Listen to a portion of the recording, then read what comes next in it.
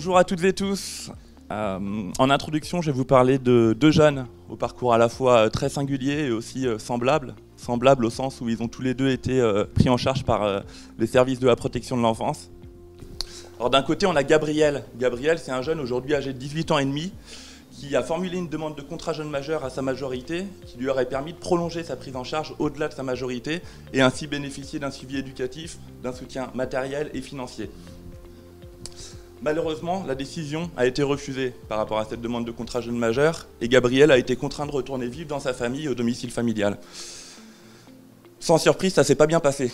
Ça s'est pas bien passé et au bout de quelques semaines, Gabriel a été contraint de partir du domicile, chassé, mis à la porte par ses parents et s'est retrouvé sans solution de logement, sans soutien financier, sans soutien matériel et sans réseau ni amical ni familial. De l'autre côté, on a Jade. Jade, qui est une jeune fille de 19 ans et demi, elle a eu droit à un contrat jeune majeur jusqu'à ses 19 ans. Ça lui a permis de concrétiser notamment son projet professionnel, a obtenu son diplôme, a trouvé un travail stable, de longue durée, un logement. Et patatras, malheureusement, la brutalité, les bouleversements qu'implique la brutalité d'une fin de prise en charge ont conduit Jade à mettre en échec tous ses projets. Elle avait un super château de cartes construit depuis plusieurs années et cette brutalité-là a fait qu'elle a mis en échec ses projets. Perte du travail, perte du logement, pas de soutien là non plus au niveau amical et s'est retrouvée dans de grandes difficultés. Si je vous parle de ces deux situations, c'est pour vous dire la brutalité et la difficulté qu'implique parfois pour certains jeunes, pour beaucoup de jeunes, une fin de prise en charge. En France, sur la tranche des 18-25 ans, environ 40% des jeunes SDF ont eu un parcours en protection de l'enfance. 40%. 70% d'entre eux sortent sans qualification. La moyenne d'âge de sortie des enfants du domicile de leurs parents en France, c'est 23 ans. La fin de prise en charge en moyenne pour un jeune confié à l'aide sociale à l'enfance, c'est 19 ans et demi. Des jeunes qui cumulent plus de difficultés dans leur vie sont amenés à être autonomes financièrement, affectivement plus tôt.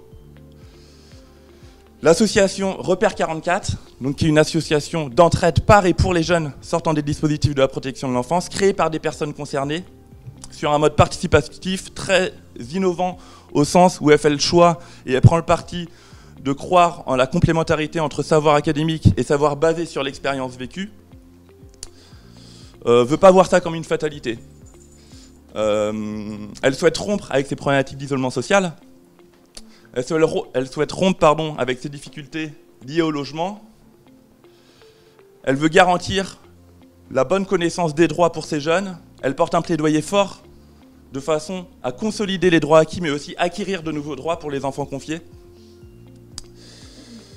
Elle s'appuie sur des actions très concrètes, comme le développement de son réseau d'hébergeurs solidaires qui vivent à faire participer la société civile en considérant que ça fait partie de la responsabilité de tous, cette situation-là. Elle vise également à mettre en place des actions concrètes comme les pieds dans le plat, qui est une action qui réunit des semblables autour de repas pour parler des difficultés rencontrées, des bons plans.